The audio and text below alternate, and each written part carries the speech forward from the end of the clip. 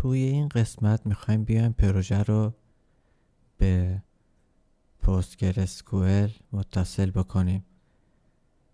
برای این کار ما نیاز داریم به اینکه پکیج پوستگرس رو نصب بکنیم و پکیج Next که یه دونه کوئری بیلدر هستش. یک سری سینتکس داره که با استفاده از اون سینتکس ها ما میتونیم بیایم و دستورات SQL رو ایجاد بکنیم. حالا شاید براتون سواله که چرا باید بیایم و از یه دونه پکیج دیگه استفاده کنیم و چرا نمیتونیم دستورات SQL رو مستقیما بنویسیم.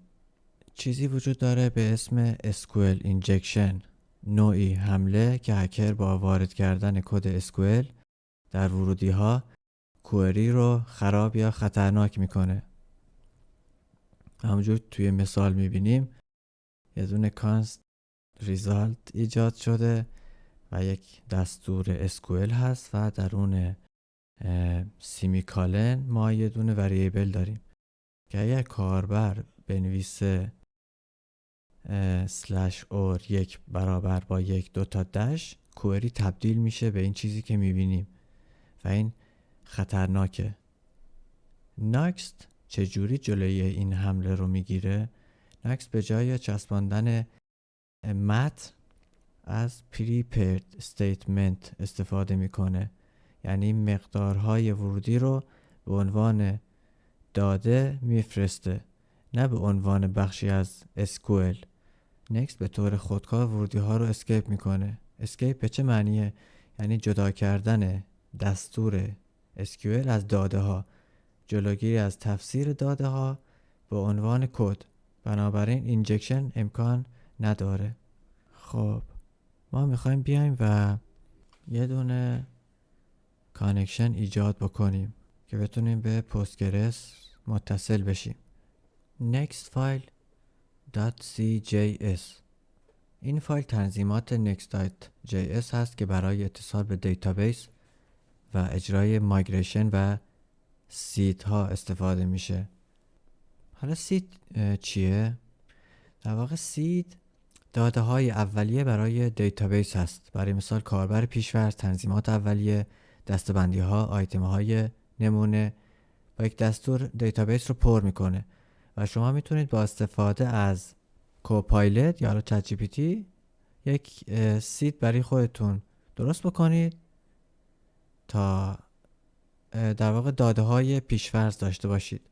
ما یک آبجکت به اسم config ایجاد میکنیم و تنظیمات محیط های توسعه‌مون رو قرار میدیم. برای بخش development من چه تنظیماتی دارم و میتونم برای بخش پروداکشن هم تنظیماتی رو قرار بدم. حتی میتونم برای محیط development من از یه دونه دیتابیس سبکتر مثل SQLite استفاده بکنم و برای بخش پروداکشن از یه دیتابیس دیگه استفاده بکنم. تنظیمات اتصال به دیتابیس. در این قسمت مشخص میکنی به کدام دیتابیس وصل میشی. اسم دیتابیس، نام کاربری، پسورد و پورتی که قراره به اون دیتابیس متصل بشیم رو وارد میکنیم و میایم میگیم این مقادیر رو از فایل env بخون. تنظیمات مربوط به پول مین و مکس داره. پول یعنی تعداد اتصال هایی که نکست میتونه همزمان باز نگه داره که اینجا حداقلش 2 تا اتصال هست و حداکثرش 10 تا. این کار سرعت دیتابیس رو بالا میبره. مسیر مایگریشن ها، یه دونه تیبل نیم داریم، یه دونه دایرکتوری. جدول مخصوص مدیریت مایگریشن ها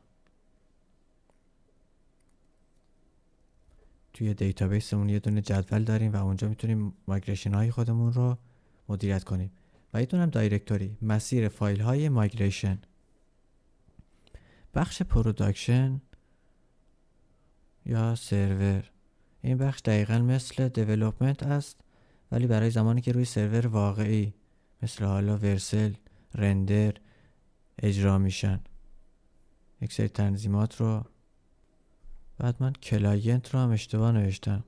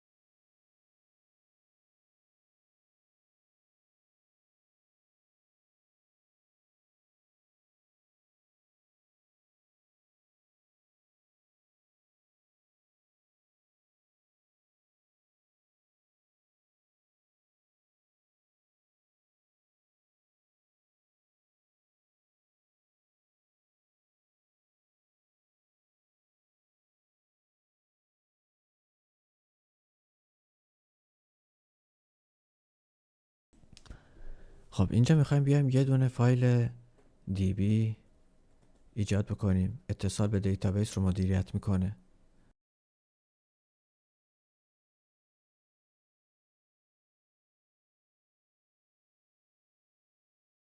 ابتدا پکیج ها رو وارد میکنیم. پکیج next و create require.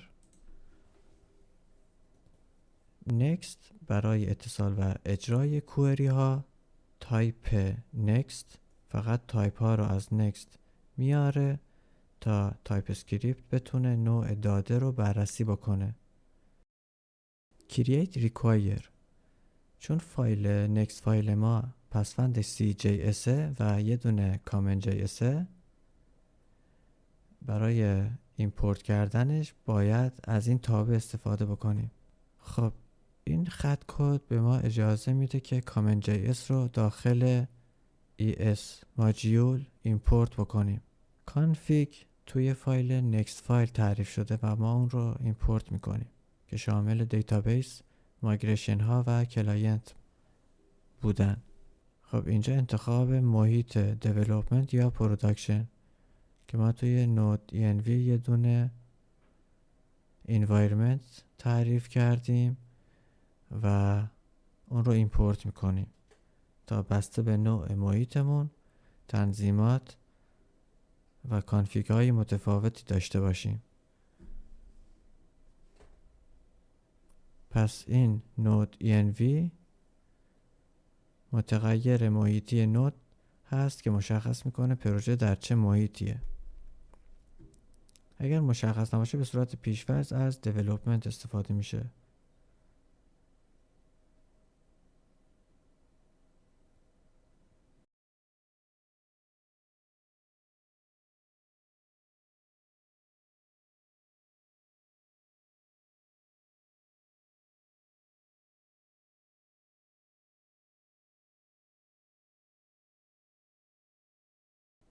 next کانفیگ مربوط به همین محیطه که بعدا برای اتصال به دیتابیس استفاده میکنیم.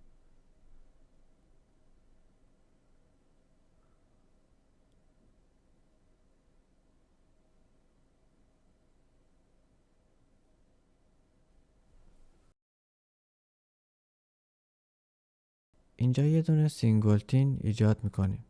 سینگلتین یعنی یک نمونه واحد از یک شی در کل برنامه وجود داره و همه جا همان نمونه استفاده میشه. مزیت اصلی جلوگیری از ساخت اتصالهای تکراری و اضافی به دیتابیس، صرفه‌جویی در منابع و حافظه، مدیریت آسانتر اتصال.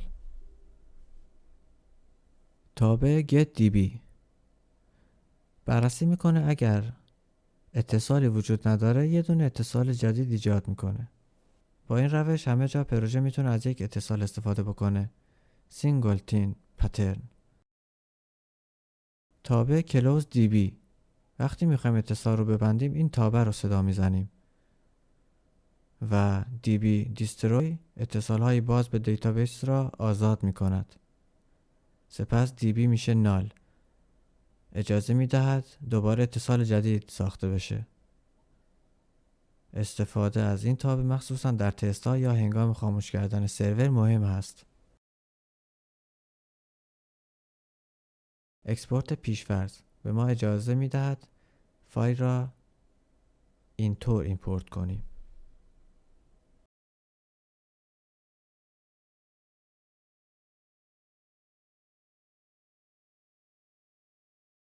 خلاصه این فایل: وارد کردن نکست و کانفیگ، تشخیص محیط پروژه، ساخت اتصال سینگلتین به دیتابیس،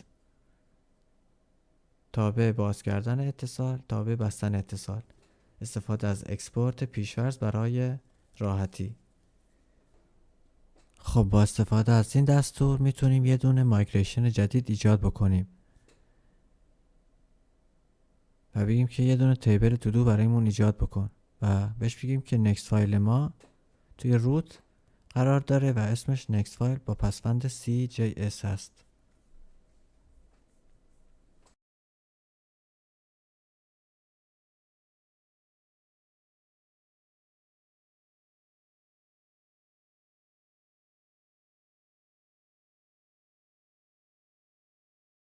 مفهوم مایگریشن یعنی تعریف ساختار دیتابیس به صورت کد به جای اینکه مستقیما SQL بنویسیم. exports.up ایجاد جدول یا تغییر دیتابیس. exports.down بازگرداندن تغییرات یا رولبک. این باعث میشه بتونیم دیتابیس را نسخه بندی کنیم و در هر محیط یکسان بسازیم.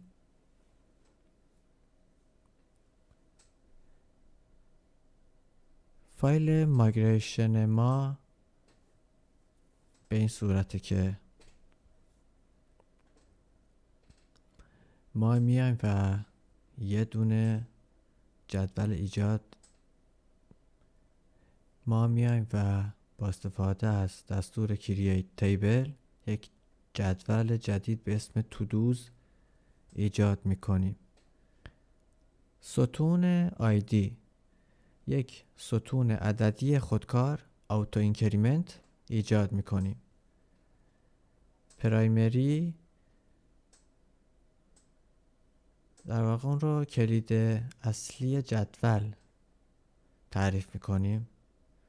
این ستون شناسه منحصر به فرد هر تسک است، هر کدوم از اون تودوها.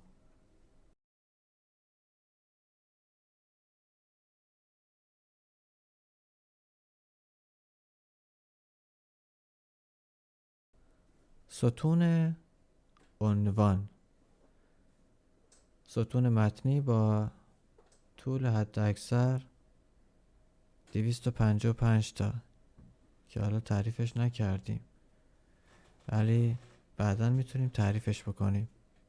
و not nullable مقدار آن نمیتواند خالی باشد، یعنی اجباری حتما باید پر بشه. ستون توضیحات که یک متن طولانی تر برای توضیحات است ولی این میتونه خالی باشه.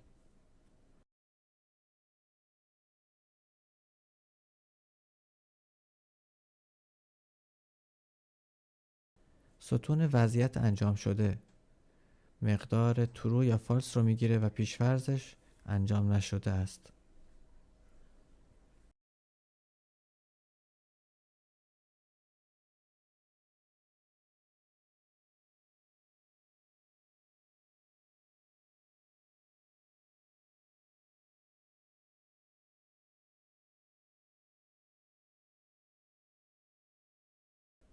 ستون اولویت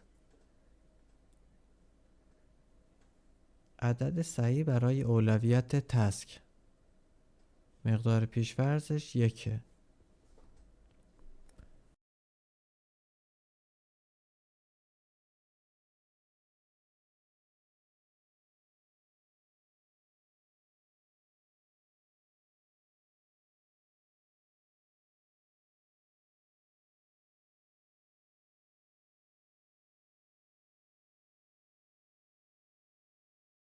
ستون تاریخ سررسید تاریخ و زمان سررسید میتونه خالی باشه.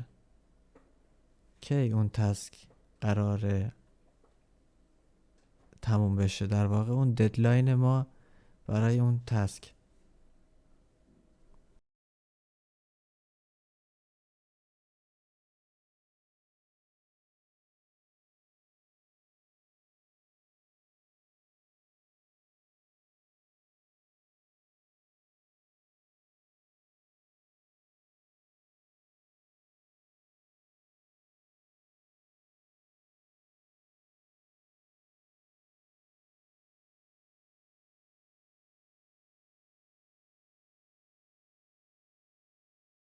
و ستون created add و updated add به این صورت که به صورت خودکار زمان ایجاد و بروز رسانی رو ثبت میکنن. قسمت رول بک. اگر بخوایم مایگریشن رو برگردونیم، جدول تودوز رو حذف میکنه. drop table if exist.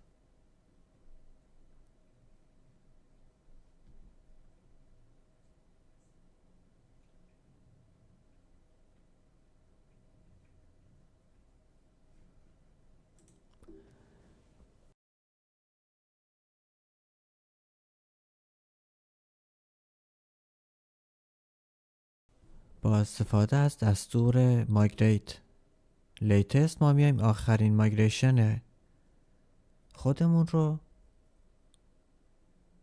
ران میکنیم.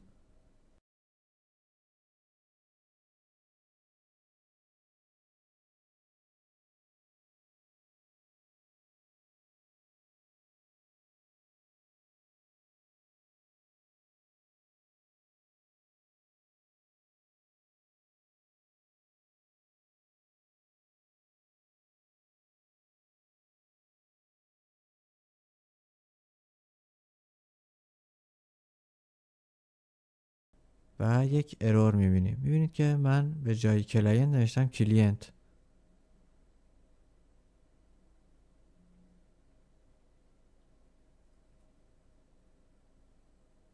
و در واقع کلاینت یه دونه کلمه رزرو شده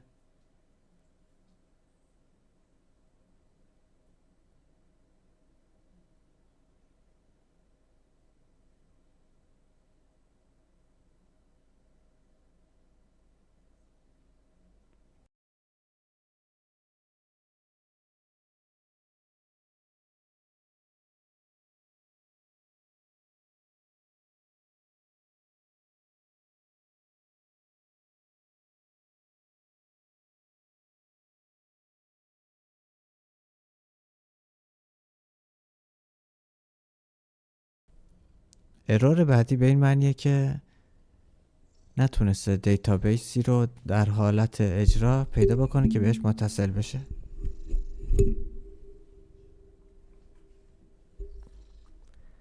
توی ویدیوی بعدی میایم و